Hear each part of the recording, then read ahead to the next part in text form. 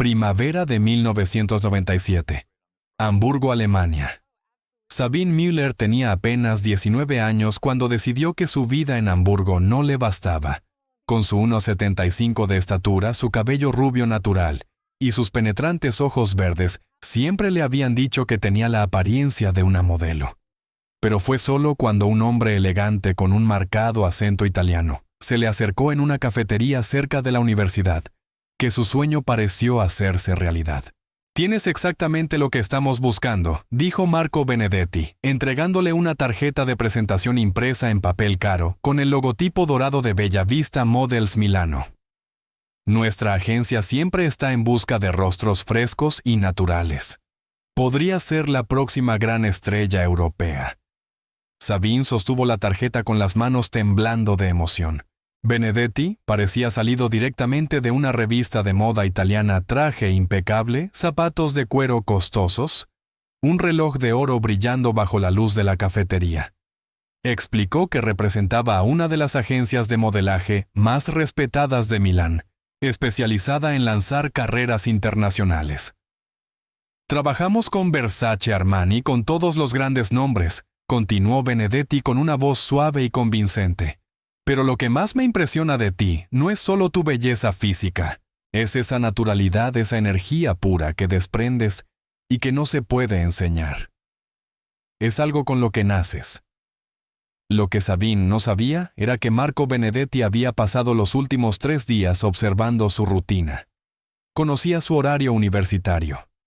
Sabía que vivía sola en un pequeño apartamento, que sus padres vivían en una ciudad más pequeña, y que ella trabajaba a tiempo parcial en una tienda de ropa para pagar sus estudios. Más importante aún, sabía que era vulnerable, soñadora y desesperadamente ansiosa por un cambio en su vida. Benedetti no era exactamente lo que parecía. A los 42 años había pasado la última década desarrollando un sistema de reclutamiento casi perfecto. Su método era simple pero devastadoramente eficaz: identificar a mujeres jóvenes en momentos de transición, estudiantes universitarias recién graduadas, chicas con relaciones inestables o con problemas económicos. El perfil ideal era siempre el mismo: lo bastante bonitas como para creer que podían ser modelos, pero no lo bastante conectadas en la industria como para reconocer las señales de alarma. «Necesito ser honesto contigo», dijo Benedetti adoptando un tono más serio. «La competencia en Milán es feroz. Muchas chicas llegan allí sin la preparación adecuada y terminan fracasando. Pero yo veo algo especial en ti. Si de verdad te interesa, puedo organizarlo todo: un portafolio profesional, un apartamento, las presentaciones correctas. Por supuesto, esto requiere una inversión inicial, pero nuestra agencia cubre todos los costos para las chicas adecuadas». Sabine sintió que el corazón se le aceleraba. Era todo lo que había soñado escuchar. Benedetti siguió pintando un cuadro irresistible. Trabajos en campañas internacionales, viajes por el mundo, contratos lucrativos, una vida de glamour que jamás imaginó posible.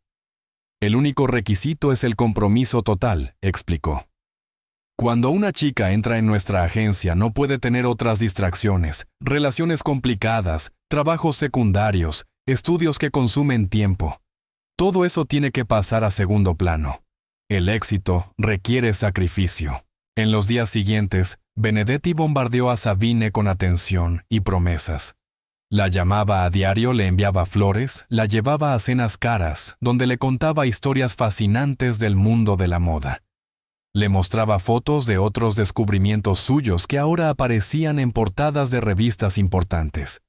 Cada conversación estaba cuidadosamente calculada para aumentar su dependencia emocional y disminuir su capacidad de pensamiento crítico. «Estás desperdiciando tu potencial aquí», repetía constantemente. «Cada día que pasa es una oportunidad perdida. La industria de la moda es cruel con la edad. A los 25 muchas puertas ya están cerradas. A los 19 estás en el momento perfecto». La presión psicológica era sutil pero constante.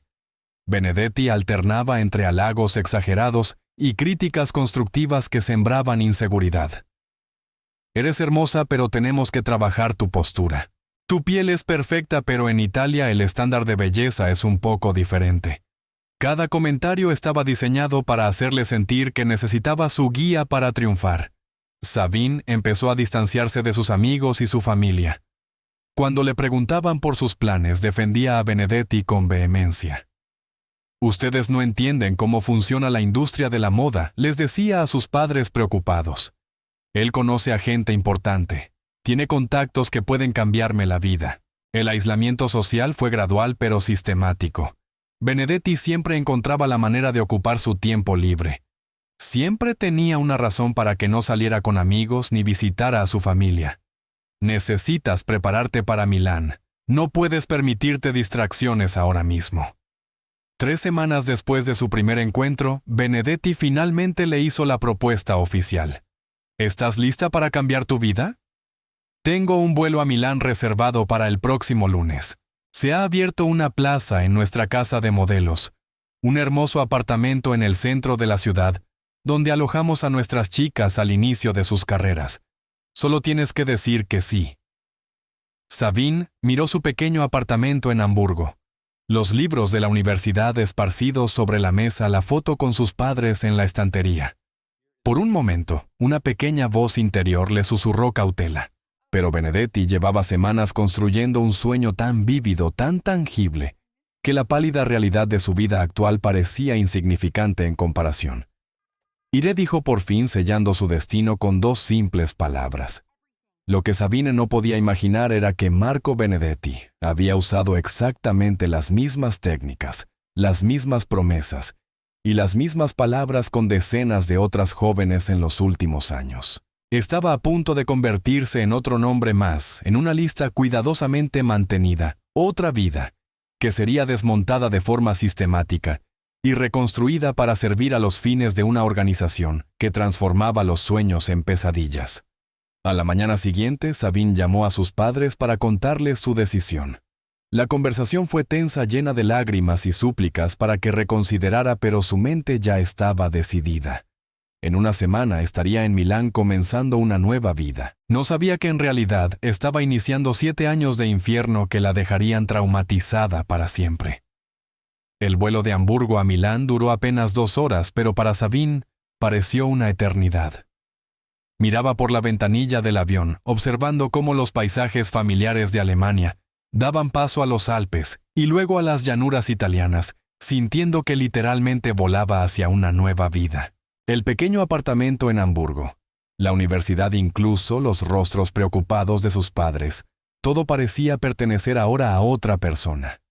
Benedetti la esperaba en el aeropuerto de Malpensa, con una sonrisa radiante y un ramo de rosas blancas. «Bienvenida a tu futuro», dijo besándola en ambas mejillas al estilo italiano. Se veía aún más impresionante en su propio territorio bronceado, seguro de sí mismo, claramente en casa, en aquel ambiente cosmopolita. El coche que los llevó a la ciudad era un Mercedes negro reluciente. Durante el trayecto, Benedetti señaló monumentos famosos, contó anécdotas sobre celebridades que había conocido y pintó una imagen seductora de la vida que la esperaba. «Te va a encantar Milán», dijo. «Es una ciudad hecha para personas como tú, ambiciosas, hermosas, destinadas a grandes cosas». Pero a medida que se acercaban al centro, Sabine notó que se dirigían a un barrio menos glamuroso de lo que había imaginado. Las calles se volvieron más estrechas, los edificios más antiguos y descuidados. «No te preocupes», dijo Benedetti como si leyera su mente. «La casa de modelos está en una zona auténtica, lejos del turismo. A las chicas les gusta así, más privacidad, más tranquilidad para concentrarse en su trabajo». El apartamento estaba en el 3er piso de un edificio sin ascensor. Benedetti abrió una pesada puerta de madera y condujo a Sabine al interior.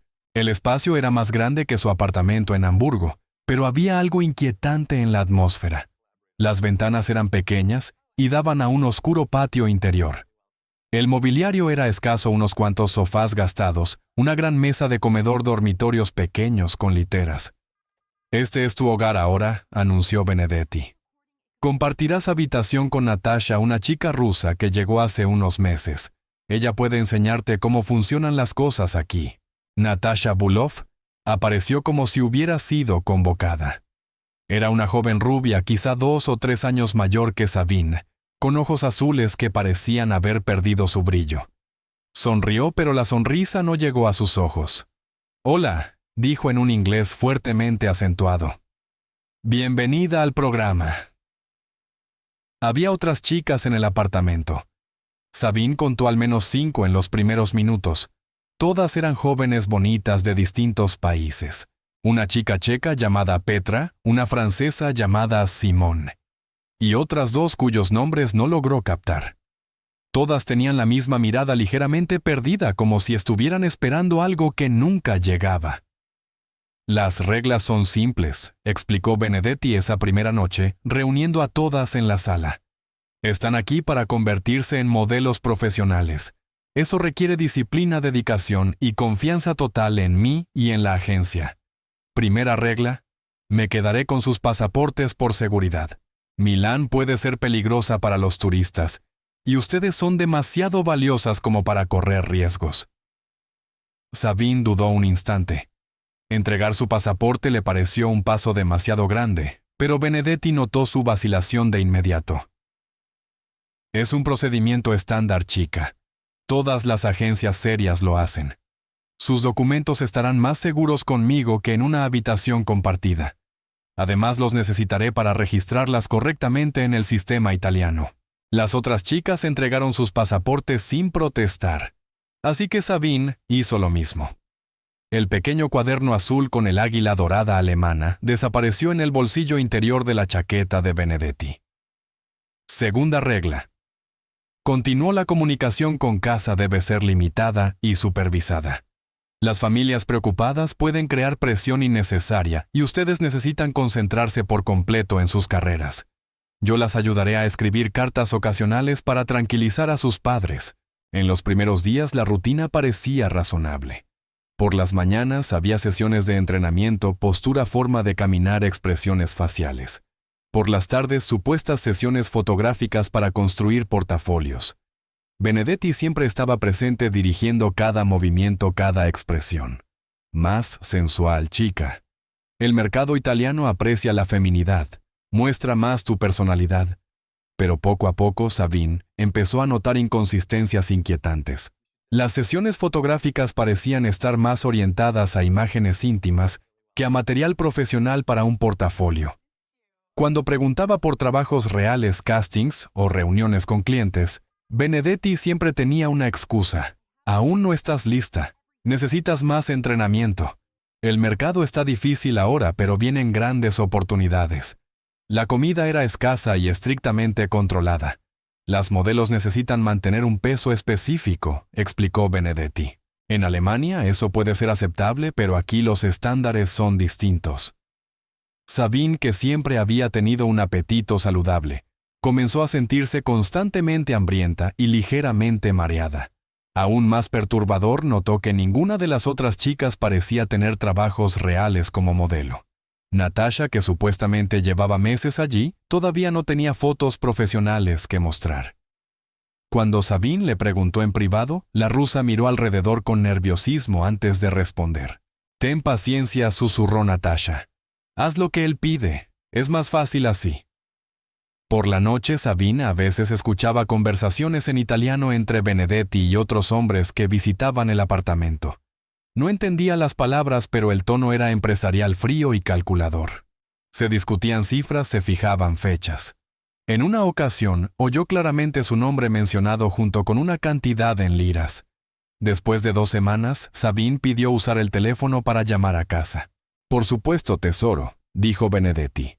«Pero recuerda lo que hablamos sobre mantenerte enfocada. Tus padres querrán que regreses. Intentarán desanimarte. ¿De verdad quieres tirar esta oportunidad por sus miedos?». La llamada fue supervisada. Benedetti permaneció a su lado todo el tiempo con una mirada intensa que le recordaba constantemente las reglas de comunicación. Sabine se oyó a sí misma diciéndoles a sus padres que todo iba de maravilla, que las oportunidades eran infinitas, que no debían preocuparse. Pero por dentro, una pequeña voz empezó a gritar que algo iba terriblemente mal.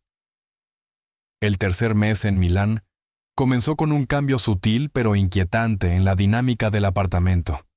Benedetti anunció que pasaban a la siguiente fase del programa. Las sesiones de entrenamiento matutinas se volvieron más largas y más invasivas. Las supuestas sesiones fotográficas ahora incluían a clientes potenciales hombres mayores bien vestidos que hablaban italiano a gran velocidad y examinaban a las chicas como si fueran mercancía. Son contactos importantes de la industria, explicó Benedetti. Diseñadores, fotógrafos, directores de agencias. Necesitan impresionarlos si quieren trabajos reales. La competencia es feroz. Cada una de ustedes representa una inversión significativa por mi parte. Fue entonces cuando Sabine descubrió de qué inversión hablaba. Benedetti le presentó una factura detallada: vuelo a Milán, 800 marcos alemanes. Alojamiento en el apartamento, 500 marcos por semana. Comida, 200 marcos por semana. Sesiones de formación profesional, 1000 marcos al mes. Comisión de la agencia, 15% de todos los trabajos futuros. El total ya superaba los 6.000 marcos alemanes, una fortuna para una estudiante universitaria. No te preocupes, dijo al ver el shock en su rostro. Así funciona la industria. Lo devolverás todo con tus primeros contratos, pero hasta entonces estás en deuda conmigo. Es una relación de confianza mutua. Sabine sintió que el estómago se le hundía. No tenía 6.000 marcos. Sus padres tampoco. Por primera vez la realidad de su situación empezó a cristalizar. Estaba atrapada. Las cosas empeoraron rápidamente. Benedetti instaló cámaras de seguridad para proteger su inversión. Milán está llena de peligros, explicó. Necesito saber que mis chicas están a salvo. Aparecieron cámaras en la sala principal, en la cocina, incluso en los pasillos. Oficialmente no había cámaras en los dormitorios, pero Sabine empezó a sospechar que había micrófonos. Una noche, cuando Benedetti no estaba, Natasha finalmente se sinceró. «Llevo aquí 8 meses», susurró en la oscuridad del dormitorio compartido. «Al principio fue igual que contigo: promesas, entrenamiento, esperanza. Pero no hay trabajos reales de modelaje. Nunca los hubo». «¿Qué quieres decir?», preguntó Sabine, aunque una parte de ella ya conocía la respuesta. Los clientes que vienen a las sesiones fotográficas no son de la industria de la moda. Son hombres ricos que pagan para vernos, para tocarnos durante las fotos. Marco cobra por hora. Cuanto más cooperamos, más dinero gana él, y más crece nuestra deuda. Sabine sintió náuseas subirle por la garganta. ¿Y los otros trabajos? Las campañas publicitarias, los contratos. Natasha negó con la cabeza, triste. Fantasía. Siempre tiene excusas. El mercado está difícil. Necesitas más entrenamiento. Los clientes quieren algo diferente. Mientras tanto, la deuda crece. Comida, alojamiento, tasas de oportunidad. Se las inventa. Ahora debo más de 15.000 marcos. ¿Cómo voy a devolver eso sin hacer lo que él quiere? En los días siguientes, Sabine empezó a ver todo con otros ojos. Las sesiones fotográficas eran claramente operaciones comerciales en las que hombres pagaban para interactuar con mujeres jóvenes y vulnerables, bajo el pretexto de una evaluación profesional. Benedetti actuaba como un gerente, cobrando por hora según el tipo de fotos y el nivel de intimidad artística. Notó que existía una jerarquía entre las chicas. Las que cooperaban más recibían mejor trato, más comida, habitaciones individuales, promesas de trabajos especiales. Las que se resistían eran aisladas, privadas de privilegios y constantemente recordadas de sus deudas crecientes. «Está siendo difícil, Sabine», le dijo Benedetti después de que ella se negara a participar en una sesión particularmente invasiva. «Eso me decepciona. He invertido tanto en ti. Creí en tu potencial. Tal vez me equivoqué sobre tu determinación». La manipulación psicológica era constante y sofisticada. Benedetti alternaba entre amenazas veladas y promesas seductoras. Un día era el padre decepcionado, al siguiente el mentor comprensivo. Siempre había una zanahoria delante de ella, un trabajo real que estaba por llegar, un cliente importante que había preguntado específicamente por ella, una oportunidad única en el horizonte. La comunicación con el mundo exterior se volvió prácticamente imposible. El teléfono fue desconectado temporalmente por problemas técnicos. Las cartas a casa se escribían bajo supervisión directa con Benedetti, dictando prácticamente cada palabra. Queridos padres, estoy bien y feliz. El trabajo va de maravilla. No se preocupen si no escribo a menudo. Estoy muy ocupada con oportunidades increíbles. Sabina intentó salir sola del apartamento una vez, pero descubrió que la puerta principal estaba cerrada con llave desde afuera. Cuando Sabine lo cuestionó, Benedetti explicó con calma. Es por tu seguridad, tesoro. ¿No conoces? Milán, no hablas italiano con fluidez y con la deuda que tienes conmigo, no puedo permitir que simplemente desaparezcas. Eso sería un robo. Fue entonces cuando se dio cuenta de que otras chicas habían intentado escapar. Petra, la chica checa, había desaparecido de la noche a la mañana, una semana después de la llegada de Sabine. Oficialmente había abandonado el programa y regresado a casa, pero Simone, la chica francesa, susurró una versión diferente. Intentó ir a la embajada. Marco tiene contactos, la trajeron de vuelta. Ahora está en otro apartamento en una situación mucho peor. El control tecnológico se intensificó. Benedetti empezó a vigilar no solo las actividades dentro del apartamento, sino también las conversaciones entre las chicas. Conocía detalles de diálogos privados que solo podían haberse obtenido mediante vigilancia electrónica. He oído que has estado cuestionando el programa, le dijo a Sabine, después de una conversación en voz baja con Natasha. Eso es peligroso. Las dudas crean energía negativa. Afectan a todo el grupo. A medida que avanzaba el verano, la verdadera naturaleza de la operación se volvió innegable. No era una agencia de modelaje, era una operación sistemática de trata de personas disfrazada de oportunidad profesional.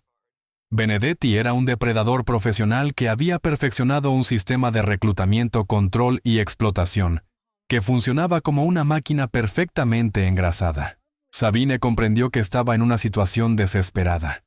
Sin pasaporte, sin dinero en un país extranjero donde no hablaba el idioma, debiendo miles de marcos a un hombre que claramente tenía conexiones con elementos criminales. Estaba completamente a merced de un sistema diseñado para mantener a mujeres jóvenes cautivas psicológica y financieramente. Pero por primera vez desde que había llegado a Milán, empezó a sentir algo distinto al miedo y la confusión. Empezó a sentir ira, y con la ira llegó una determinación peligrosa. Encontraría la manera de escapar de aquella pesadilla. Lo que Sabine no sabía era que Benedetti tenía experiencia tratando con chicas rebeldes, y que sus métodos para quebrar la resistencia eran mucho más brutales de lo que ella podía imaginar. La rebelión silenciosa de Sabine no pasó desapercibida por mucho tiempo. Benedetti había construido su imperio basándose en una lectura precisa del comportamiento humano, y reconocía las señales de resistencia creciente, con la experiencia de alguien que había tratado con cientos de mujeres a lo largo de los años. Todo empezó a desmoronarse en una sofocante mañana de julio. Sabine encontró un viejo teléfono móvil que uno de los clientes había dejado atrás y logró esconderlo durante 3 días. En las primeras horas de la madrugada, mientras las demás chicas dormían exhaustas, intentó desesperadamente hacer llamadas a casa a la policía alemana, a cualquiera que pudiera ayudarla. Pero Benedetti tenía sistemas de vigilancia mucho más sofisticados de lo que ella imaginaba. En la mañana del 4.º día, entró en su habitación sosteniendo el teléfono con el rostro cubierto por una calma, que resultaba más aterradora que cualquier estallido de ira. Sabine Karamir, dijo con una voz peligrosamente baja. Me has decepcionado profundamente. Después de todo lo que he invertido en ti, de toda la paciencia que te he mostrado, me traicionas de esta manera. Lo que ocurrió a continuación destruyó cualquier ilusión que Sabine pudiera haber conservado sobre la verdadera naturaleza de Marco Benedetti. No era solo un aprovechado ni un estafador común. Era un depredador sistemático vinculado a una red criminal organizada que operaba en múltiples países. Tal vez creas que puedes simplemente salir de aquí y volver a tu cómoda vidita en Hamburgo. Continuó acercando una silla para sentarse frente a ella. Pero no entiendes cómo funciona esto. Tu deuda conmigo ahora es de 18.000 marcos. Firmaste contratos. ¿Sí? ¿Recuerdas esos papeles que firmaste el primer día?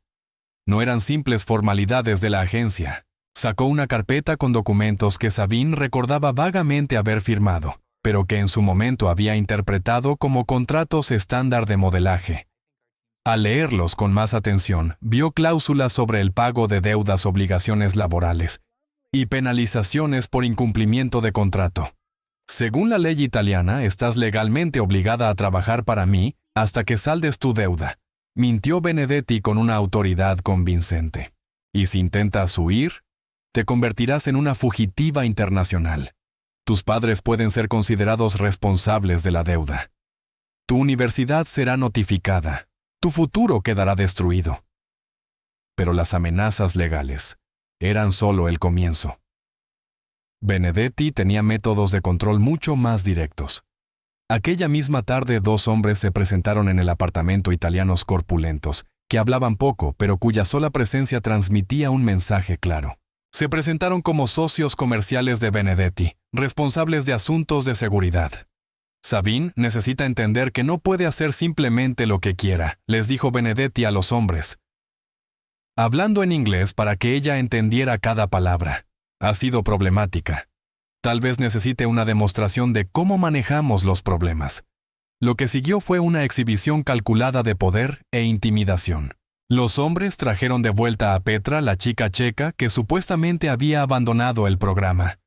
Era irreconocible, extremadamente delgada, con moretones mal ocultos bajo un maquillaje pesado, los ojos vidriosos y sin vida. Petra también intentó ser difícil, explicó Benedetti con calma. Ahora trabaja en uno de nuestros otros establecimientos. Las condiciones allí son menos cómodas. Las chicas trabajan turnos de 12 horas, 7 días a la semana. Sin habitaciones privadas, sin privilegios, sin ninguna esperanza de negociar sus deudas. Petra miró directamente a Sabine con los labios moviéndose casi imperceptiblemente. No intentes escapar, susurró Petra. Es peor. Mucho peor. El mensaje fue claro: cooperación o consecuencias devastadoras.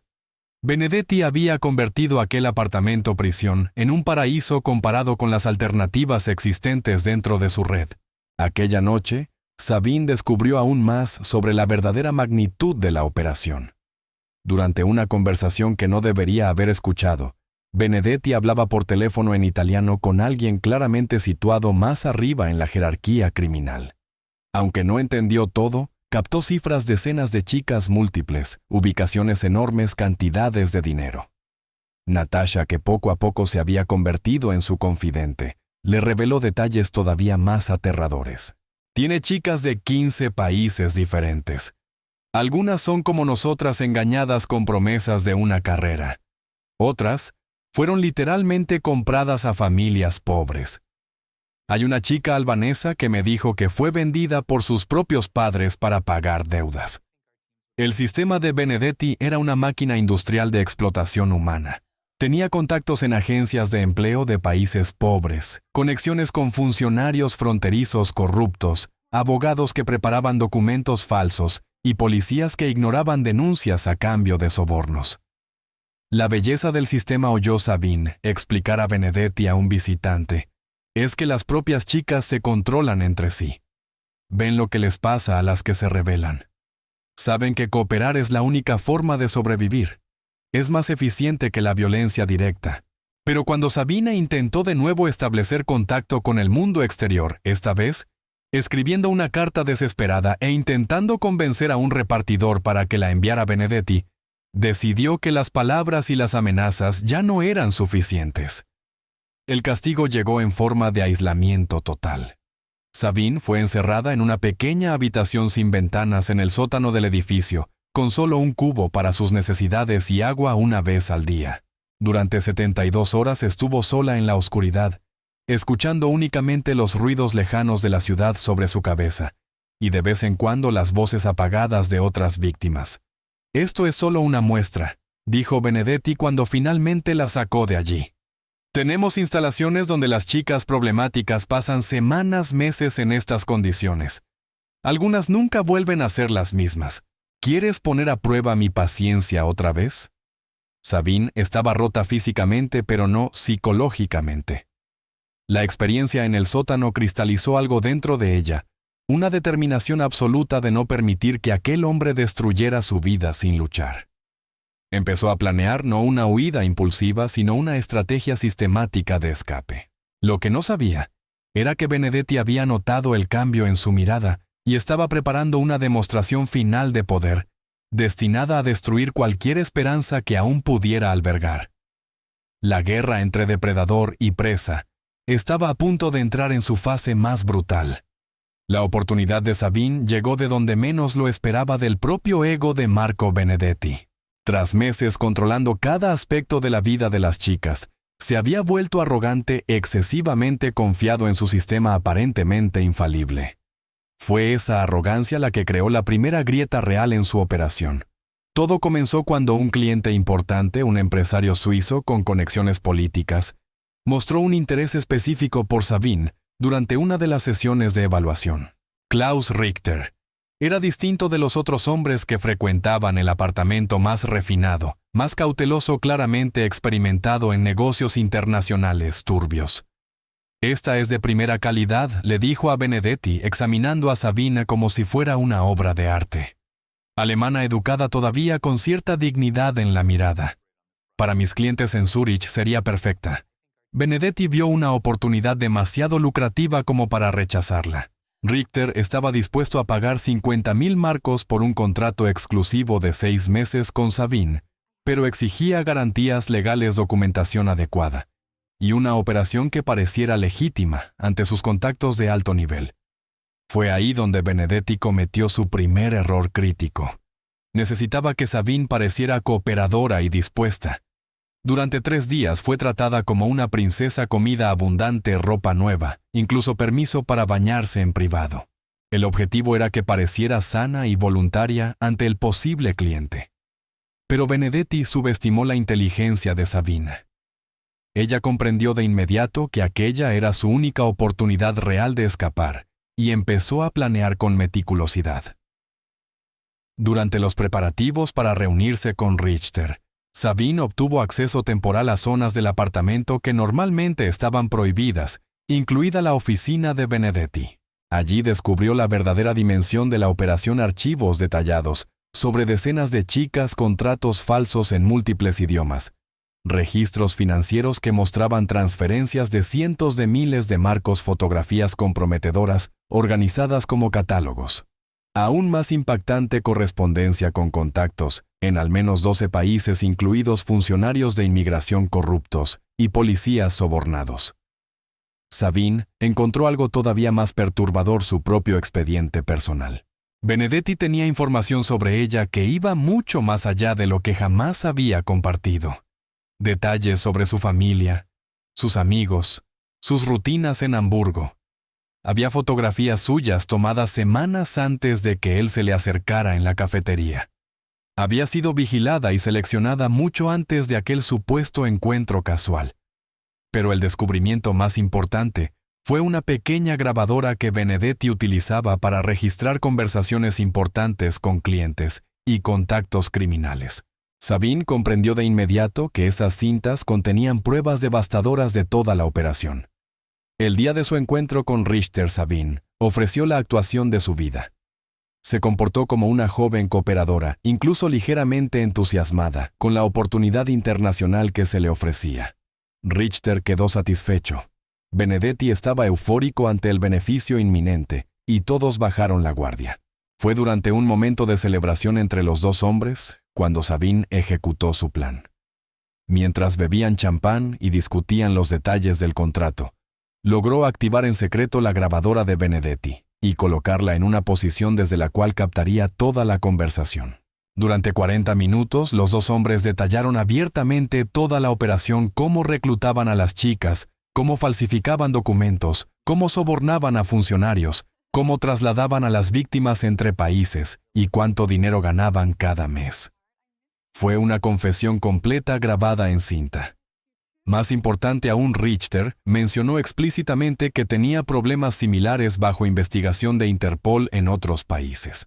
Había una operación policial internacional en marcha, centrada en redes de trata que operaban entre Alemania, Italia, Suiza y países de Europa del Este. Cuando la reunión terminó y Benedetti guardó la grabadora, Sabine supo que tenía pruebas suficientes para destruir toda la operación. Pero también sabía que solo tendría una oportunidad para usar esas pruebas antes de que descubrieran su sabotaje. Su oportunidad llegó 2 días después, cuando Benedetti salió para una larga reunión con otros miembros de la red criminal. Sabine había notado que él siempre llevaba sus cintas más importantes en un maletín, pero que en ocasiones dejaba copias de respaldo escondidas en su oficina.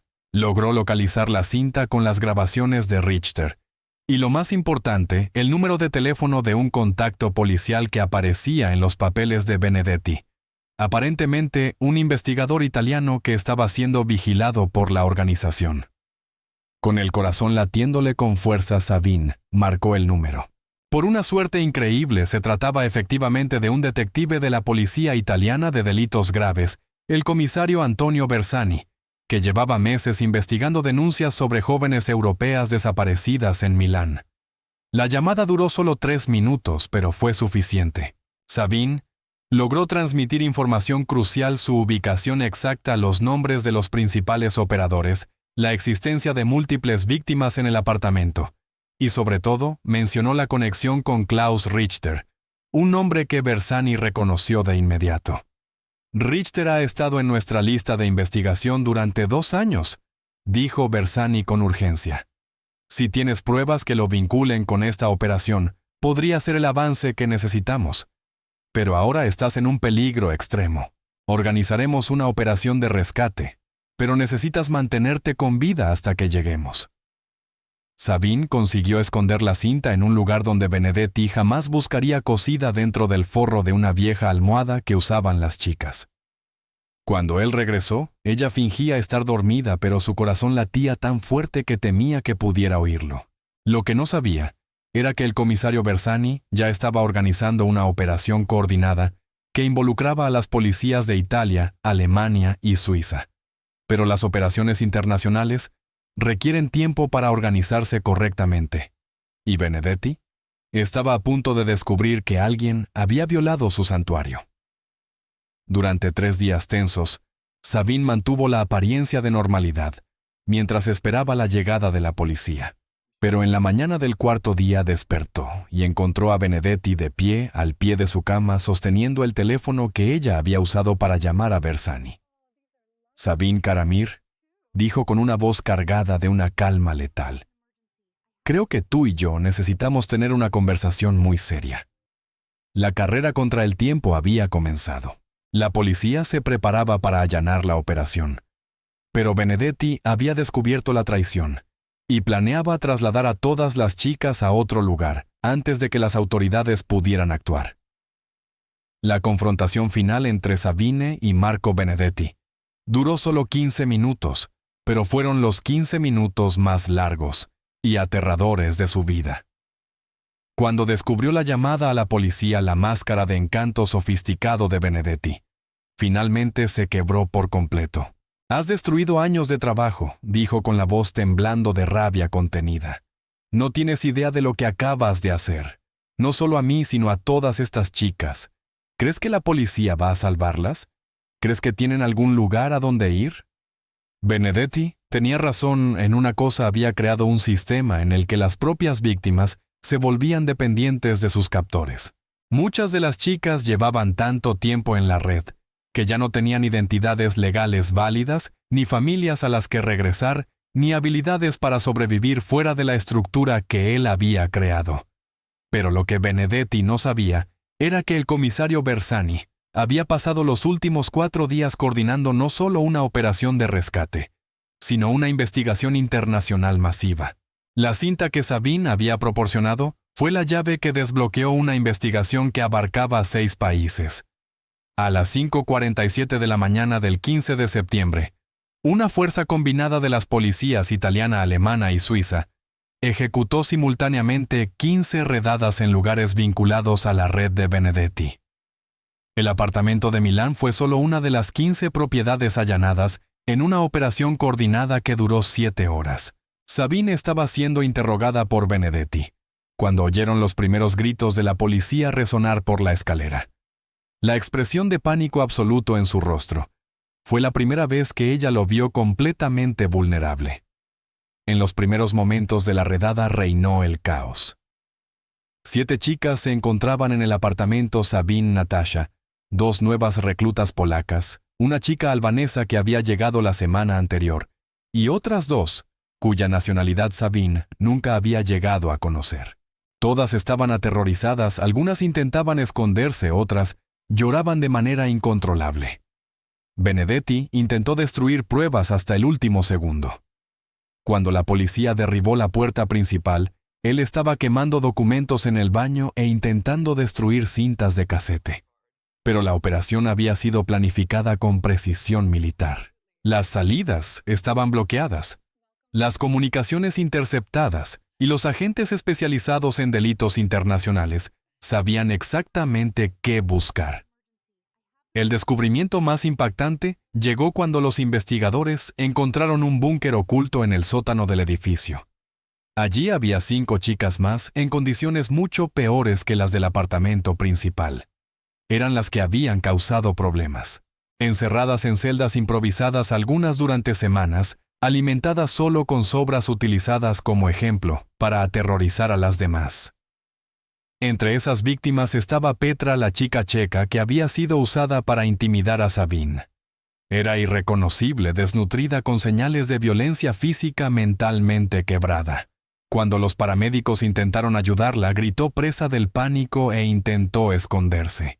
Pero incluso durante la operación de rescate, quedó claro que la justicia sería incompleta. 2 de los principales socios de Benedetti lograron escapar en medio de la confusión. Klaus Richter, el empresario suizo, había sido alertado de la operación por una fuente corrupta y desapareció horas antes de los arrestos. Al menos la mitad de la red criminal permaneció intacta. Benedetti fue arrestado, pero incluso con las esposas puestas, siguió intentando manipular la situación. Estas chicas vinieron voluntariamente, insistía ante los investigadores. Yo solo les ofrecí oportunidades de trabajo. Si no les gustaban las condiciones, podían haberse ido en cualquier momento. Las pruebas físicas contaban otra historia. Las autoridades encontraron más de 200 pasaportes confiscados, contratos fraudulentos, en 12 idiomas, equipos profesionales de vigilancia y enormes cantidades de dinero en efectivo en múltiples monedas. Aún más devastador, descubrieron que Benedetti había estado operando durante al menos 8 años, con estimaciones conservadoras que sugerían que más de 300 jóvenes habían pasado por su red. En los meses posteriores a la operación, la verdadera complejidad del caso salió a la luz. La investigación reveló conexiones con redes criminales en países tan lejanos como Ucrania, Nigeria y Filipinas. Benedetti no era un operador independiente, sino parte de un sistema internacional de trata de personas que generaba millones de euros al año. Para Sabine, el rescate fue solo el comienzo de un largo proceso de recuperación. Durante los primeros días tras su liberación, se encontraba en un estado de shock total. No podía creer que realmente hubiera escapado y vivía con el miedo constante de que Benedetti o alguno de sus socios la encontrara de nuevo. El proceso judicial se prolongó durante 3 años. Sabine tuvo que testificar repetidamente, reviviendo su trauma una y otra vez, mientras los abogados defensores intentaban destruir su credibilidad. Benedetti fue finalmente condenado a 18 años de prisión, pero muchos de sus cómplices recibieron penas más leves o acuerdos que resultaron en libertad condicional. Aún más frustrante, solo se recuperó una fracción del dinero generado por la operación. La mayor parte de los fondos había sido transferida a cuentas offshore o invertida en propiedades bajo nombres falsos. Las víctimas nunca recibieron una compensación adecuada por los años de trauma sufridos. Natasha nunca se recuperó por completo. Regresó a Rusia, pero su familia la rechazó debido al estigma. Años después, Sabine supo que se había vuelto adicta a las drogas y vivía en las calles de San Petersburgo. Otras chicas tuvieron destinos similares. Algunas nunca lograron reintegrarse a la sociedad. Sabine regresó a Alemania, pero su vida quedó permanentemente marcada. Desarrolló ansiedad severa, dificultades en sus relaciones y pesadillas recurrentes que persistieron durante años. Su carrera universitaria fue interrumpida, sus sueños juveniles destruidos por una experiencia que la dejó traumatizada para siempre. pero también descubrió una fortaleza interior que no sabía que poseía. Poco a poco, comenzó a trabajar con organizaciones que apoyan a víctimas de trata de personas. Se convirtió en conferencista educadora y defensora de cambios legislativos destinados a evitar que otros jóvenes cayeran en trampas similares. 7 años después, la verdad en los periódicos. En 2004, cuando empezaron a surgir otros casos similares en Europa, los periodistas de investigación obtuvieron finalmente autorización para informar sobre los detalles del caso Benedetti. El nombre de Sabine apareció en los periódicos por primera vez no como víctima, sino como una sobreviviente que había ayudado a desmantelar una de las mayores redes de trata de Europa. El reportaje reveló detalles impactantes que no habían sido divulgados durante el juicio.